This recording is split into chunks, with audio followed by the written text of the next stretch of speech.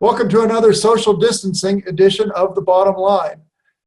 Jim, today we're going to talk about the Paycheck Protection Program, the federal forgivable loans designed for small businesses.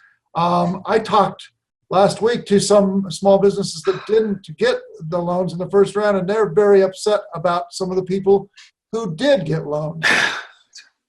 They were crowded out by the big boys. And what happened here is, I think some very smart lobbyists managed to get a hold of some congressmen and tweak this bill so that if you are, let's say, a vast national restaurant chain like Ruth's Chris, or a vast hotel chain, you could qualify as a small business because they counted each individual hotel and each individual restaurant.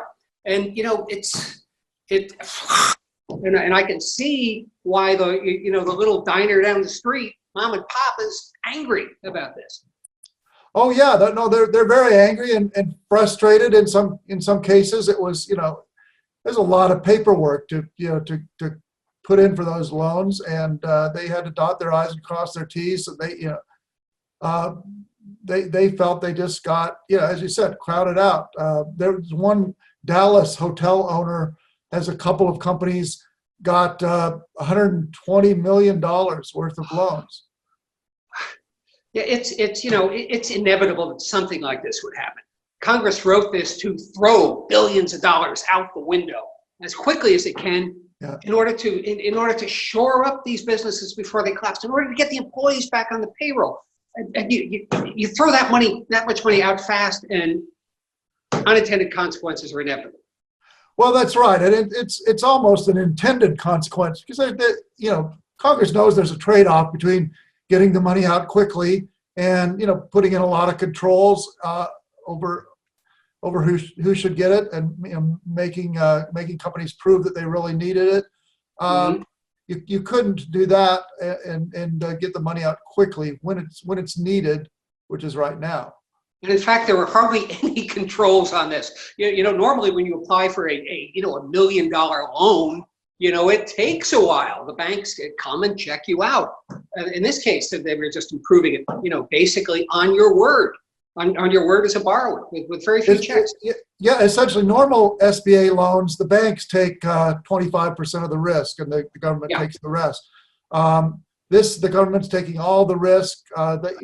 They put down the guidelines that the banks had to follow in terms of getting payroll numbers and so on, and that was about it. The money goes out, the banks earn a fee, and it'll be forgiven if the companies make use it in the right way.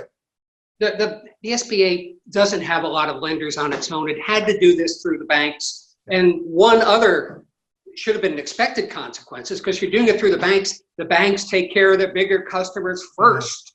So, that's why, Auto Nation will get a loan, before the used car lot, up in North City, and it should have been expected.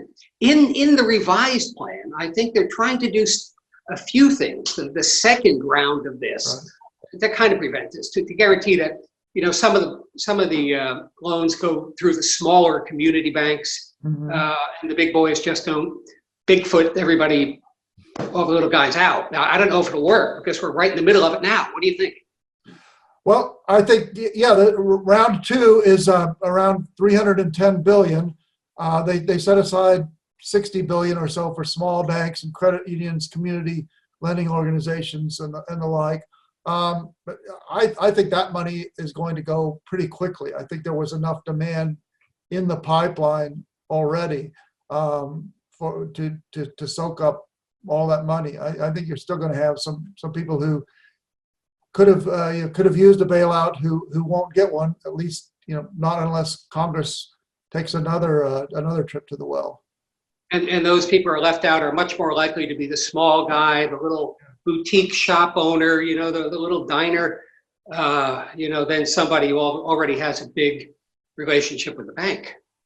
Right. And another question is, did some businesses get this money that don't really need it? I mean, all they had to do was certify that they sort of been affected by the pandemic, and the economic crisis that that followed it.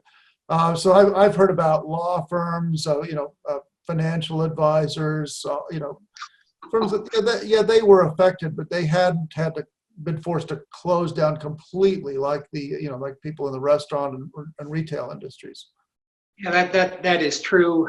Round two may be better, but and the thing is that there have been so few checks on this that the government says it's only going to audit, loans over, I think it's $2 million. Is that what Yes. they said? 2 million? And so that's everybody who gets a $1 million loan. There's not a lot of checking is going to be done after this to see exactly how you used it. And we're also hearing from a lot of small businesses now grousing about the limits. You have to use most of this money to bring your employees back, and then you can do that. You can use some of it for your overhead. Well, they're starting to grouse. I don't want to bring all those employees back. I want to use more of it for my overhead.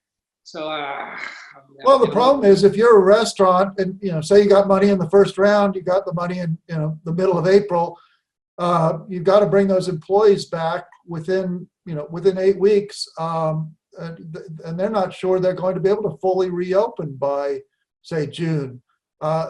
And even if they do, will the customers come back the way they once did? I think what they're asking for is a little more time to bring those employees back. I mean, I think most businesses respect that the object of the loans was to get employees back, keep employees employed, so that they would be less disruption for the workers. Yeah, that's it. So they're looking for an extension. I don't know. This was supposed to benefit both the workers and the small businessman. If you shape it toward the small businessman, is he gonna bring back those people eventually, or is he just gonna keep the loan and keep paying his rent and his light bill and whatever else? I don't know. I don't know, but I expect we'll hear within a few days that this second round of money is also been gobbled up, and then we'll start to have the debate on whether there should be round three. And one of these days, maybe next week, Dave, we should have a debate about whether we're borrowing too much, whether we're setting the federal debt through the roof, and whether we need a new Tea Party to come out and complain about this deficit. That is a great subject, and we will indeed visit that one another day.